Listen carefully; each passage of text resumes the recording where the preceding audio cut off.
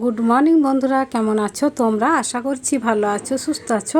Jhumki Hazra blog চ্যানেলে তোমাদের সবাইকে স্বাগত। আর আমিও ভালো আছি। সকাল থেকেই ওই হচ্ছে বাসি কাজকর্ম। ওই ঘরগুলো পরিষ্কার পরিচ্ছন্ন করে এখন এই ঘর দুটো পরিষ্কার করতে এলাম। তো চারিদিকেই জিনিসপত্র ছড়ানো ছিটানো রয়েছে, তক্তা রয়েছে, মাঝখানে যেইটুকু জায়গায় রয়েছে বাদ সেইটুকু জায়গায় ঝাঁট দিয়ে মুছে নেবো এখন। এই ঘরটাতে বিচ্ছুরামটাকে ঘাস দেওয়া হয়, তো সেই জন্য ঘাসগুলো পড়ে রয়েছে। তো এখন ঝাঁট দিয়ে ফেলে দিলাম, দিয়ে মুছে নিচ্ছি। যেইটুকু জায়গায় থাকুক না কেন, মানে কুঁড়ে ঘর হোক বা রাজপ্রাসাদ, যদি পরিষ্কার পরিচ্ছন্ন করে রেখে দেওয়া হয় সেই ঘরটাই কিন্তু মন্দির লাগে। সকাল থেকেই এই বাড়িঘর পরিষ্কার করতে, বাসি কাজকর্ম করতে কত সময় লেগে যায় বলো তো, কত বেলা হয়ে যায়।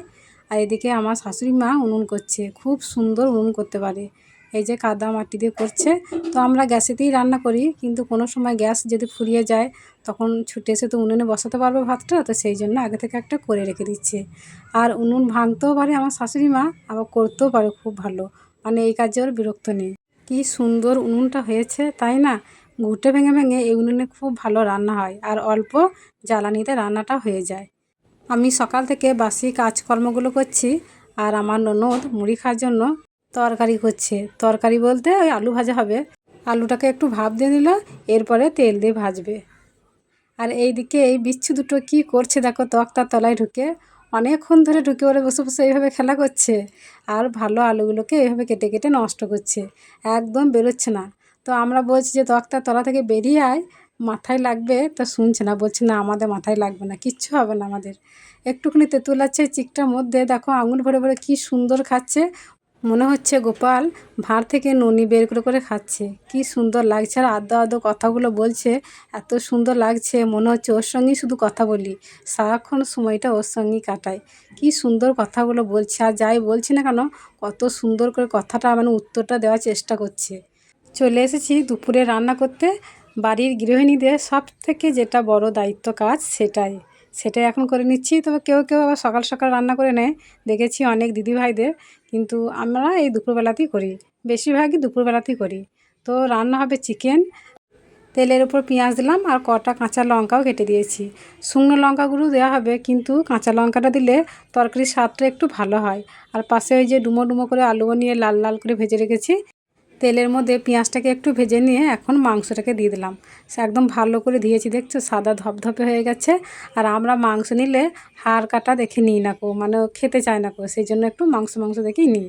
তো খুব সুন্দর মাংসটা। এখন নুন দিয়ে ভালো করে কষিয়ে নেবো। রান্না করতে গেলে বেশ একটু টাইম নিয়ে রান্না করলে না বেশ ভালো হয় রান্নাটা। নুন দিয়ে অনেকক্ষণ কষানো হয়ে গেছে মাংসটা। এবার আগে থেকে রেডি করে রেখে দিয়েছিলাম মশলাটা, মশলা দিয়ে কষিয়ে নেবো। গ্যাসে রান্না করলে বাড়ানো কমানোটা খুব ভালো হয়, উনুনে করলে কিন্তু এটা হয় না কো।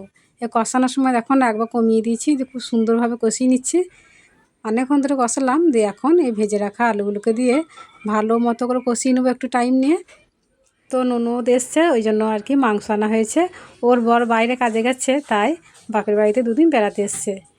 তো ছেলেরা থাকলে তো একটু মাছ মাংসই ভালোবাসে, মাছ মাংস দিয়ে ভাত খেতে ভালোবাসে। তো সেই জন্য আর এইসব আজে বাজে তরকারি না করে এই মাংসই আনা হলো। অনেকক্ষণ ধরে মাংসটাকে কষানো হয়ে গেছে, এবার জল ঢেলে দিলাম।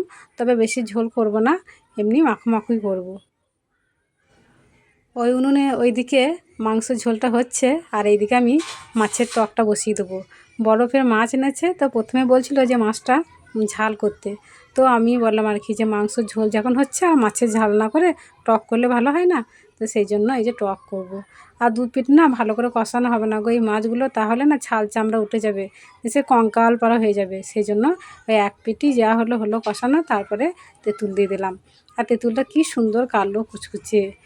মাছের টক করতে গেলে অত ভালো করে না কষলেও হয়, কাঁচা মাছের টক করেও ভালো হয়, সেই টক কিন্তু আমরা খাই, খুব ভালো লাগে।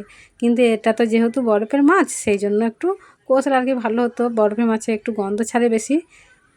দেখো কতটা নুন দিয়ে দিলাম, তো নুনটা একটু বেশি হয়ে গেছিলো গো টকে, দিয়ে সেই জন্য কী করেছি বেশি করে একটু মিষ্টিও দিয়ে দিয়েছিলাম নুনটাকে চাপা দেওয়ার জন্য। এইদিকে আমি রান্নাগুলো করছি, আর ওইদিকেতে আমার শাশুড়ি আর ননদ শাক বাছছে। এক বোঝা কলমি শাক এনেছে, দিয়ে বেছে বেছে যেইটুকু নেওয়া সেইটুকু নিচ্ছে, আর যেগুলো নেওয়া হবে না সেগুলো ওই যে আমাদের একটা বিচ্ছুরাম আছে ছাগল, তো তাকে আর কি তার মুখে দেবে। সেও খাবে না, বাবু এইসব খায় না, একদম খেতেই চায় না, কি জানি কি হয় তার। কলমি শাক বাছা ধোয়া হয়ে গেল, এখন ভেজে নিচ্ছি। ব্যাস, এই শাক ভাজা হয়ে গেলেই আমার রান্নাও কমপ্লিট হয়ে যাবে। তো রান্নাটা আমার খুব সময় হয়ে গেছে, ঢাকা দিয়ে রেখে দেবো, যার যখন খেতে পাবে সে তখন খাবে।